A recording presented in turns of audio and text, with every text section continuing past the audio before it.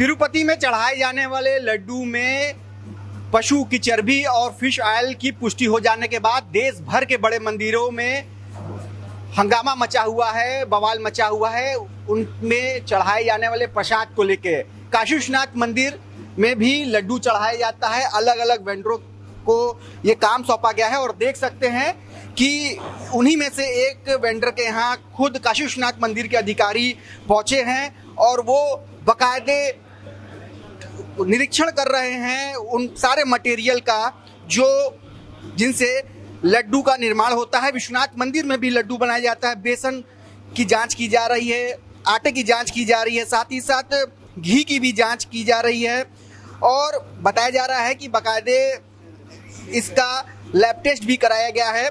और देख सकते हैं कि जो महिलाएं हैं यहाँ पर मेवे की, बादाम की कटिंग कर रही हैं और साफ सफाई का ख्याल रखते हुए, और यहाँ पर ये लड्डू को मिक्स किया जा रहा है। उसका जो मटेरियल है उसको आपस में मिलाया जा रहा है बाकायदे मशीन के जरिए।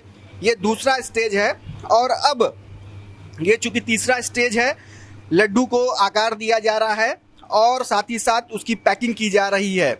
और देख सकते हैं कि अधिकारी निरीक्षण कर रहे हैं लड्डू की क्वालिटी क्या है, उसकी महक क्या है और आखिर उसका स्वाद किस तरह का है। डब्बे की भी जांच हो रही है, क्या क्या चीज़ें उस पर अंकित की गई हैं।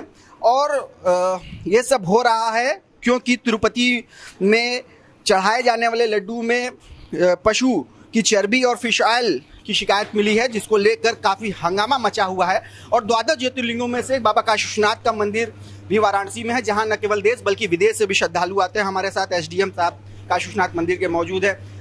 किस तरह का इंस्पेक्शन आप लोग कर रहे हैं और इसका मकसद क्या है? ये कल रात में मीडिया में तिरुपति बालाजी की जो खबर आई है उसको लेकर के काशी विश्वनाथ मंदिर प्रशासन भी अपने तरफ से पूरी जांच करना चाह रहा। क्योंकि हमारे यहाँ श्रद्धालुओं का फुटफॉल भारत में सबसे ज़्यादा है, तो हमें ये हमेशा इस बात की आशंका रहती है और हमेशा हम अपने प्रसाद को चेक भी कराते हैं। हमारा जो फूड डिपार्टमेंट है उससे सैम्पलिंग कराते हैं कि प्रसाद की गुणवत्ता बनी रहे और सारे मटेरियल उच्च क्वालिटी के हो।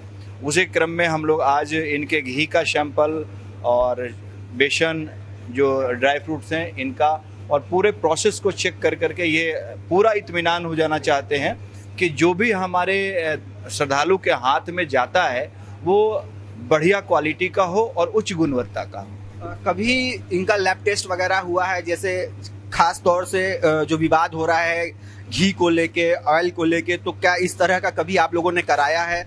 उसमें क्या रिपोर्ट निकल के आई है? अभी मैंने, जहां हमारे पास एक रुद्रा डेयरी है उससे ये घी खरीदते हैं, उसके हमने पूरी लैब रिपोर्ट मंगाई है। वो लैब रिपोर्ट इनकी ओके है, उसमें किसी प्रकार की मिलावट नहीं मिली है।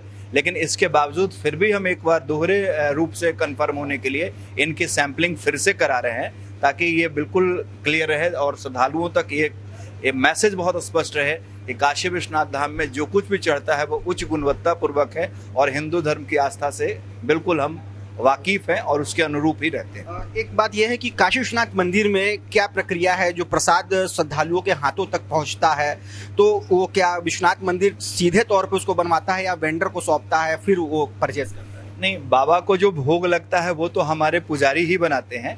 इसके अतिरिक्त वहाँ जो लड्डू बनता है वो हमारे वेंडर हैं जिनसे हमारा टाई अप है और वो वेंडर बना करके लड्डू को विकृत करते हैं और उसका जो मेकिंग कॉस्ट होता है वो वेंडरों को जाता है, ताकि काशी विश्वनाथ यहाँ के लोगों को रोजगार मिले, और उसका कुछ अंश वो न्यास को देते हैं। ठीक है, तो न्यास को कुछ अंश मिलता है। और देख सकते हैं कि सीधे तौर पे जो लड्डू निर्माण यहाँ पे किया जा रहा है काशी विश्वनाथ मंदिर में अलग अलग प्रक्रियाओं से होकर गुजरता है और इसके बाद श्रद्धालुओं के हाथ तक पहुंचता है। और अधिकारी ने साफ तौर पर कहा कि इसका बाकायदे लैब टेस्ट कराया गया है और ख़ास तौर से जो घी है उसका भी लैब टेस्ट कराया गया है, लेकिन सब कुछ ओके मिला है। इस वेंडर जो हैं हमारे साथ मौजूद हैं, इनसे जानते हैं कि शुद्धता पवित्रता का जो मानक है, काशी विश्वनाथ मंदिर बहुत बड़ा मंदिर है, द्वादश ज्योतिर्लिंगों में से, और देश भर में सबसे ज़्यादा श्रद्धालु इसी मंदिर पे आते हैं।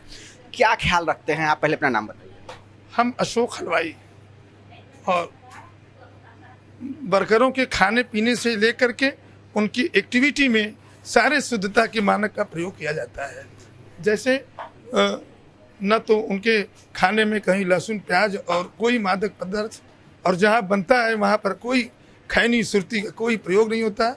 और एक निश्चित समय सवेरे 8:30 बजे से लेकर के 9 बजे तक जब भी वो काम करते हैं तो बिल्कुल मुंह में मास्क लगा करके काम करते हैं। जब भी उनको कोई खाने पीने की कोई चीज़ होती है तो कारखाने से बाहर उनकी एक जगह है जहाँ पर वो जा करके खा पी सकते हैं। अंदर उनके शौच का, खाने पीने का कोई इंतजाम नहीं, सब कारखाने के बाहर की ये चीज़। बताइए, कभी आप लोगों का टेस्ट हुआ है यहाँ पर? कभी आप लोगों ने टेस्ट कराया है जो मटेरियल है इसका, या फूड विभाग की तरफ से? फूड विभाग से FSSAI का जो मानक है वही प्रयोग हुआ है। कभी इसकी ऐसी जरूरत नहीं पड़ी कि इसके जांच की जरूरत पड़ी हो। एक सवाल अंतिम ये है, क्या इसमें सभी सनातन धर्मी ही आपके साथ काम में जुड़े हैं कि गैर सनातन धर्मी? 100% सनातन धर्मी है। नान सनातन धर्मी का तो कोई प्रश्न ही नहीं उठता है कि यहाँ नान सनातन धर्मी आवे, कोई सवाल ही नहीं उठता। तो जो वेंडर हैं उनका भी दावा है कि पूरी तरह से शुद्धता पवित्रता का ख्याल रखा जाता है। यहाँ तक लहसुन प्याज से भी परहेज किया जाता है और शौच इत्यादि चीज़ों के लिए भी इस स्थान से इतर दूसरे स्थान पर जो वर्कर हैं वो जाते हैं। और इस बात की भी मांग सनातन संघ, सनातन समिति कर रही है कि जो गैर सनातनी लोग हैं इन सब चीज़ों से, मंदिर से जुड़े जितने भी क्रियाकलाप है उनसे उनको दूर रखा जाए। तो इन्होंने इस बात की भी पुष्टि की कि गैर सनातनी, गैर हिंदू इस काम में नहीं जुड़े हुए हैं। हालांकि अभी तक जो लैब की रिपोर्ट आई है, अधिकारी बता रहे हैं कि सब कुछ ओके है, लेकिन फिर भी अपने स्तर से जांच करने के लिए वो वेंडर के आए हैं और उसकी पड़ताल कर रहे हैं। रोशन जायसवाल, वाराणसी, आज तक।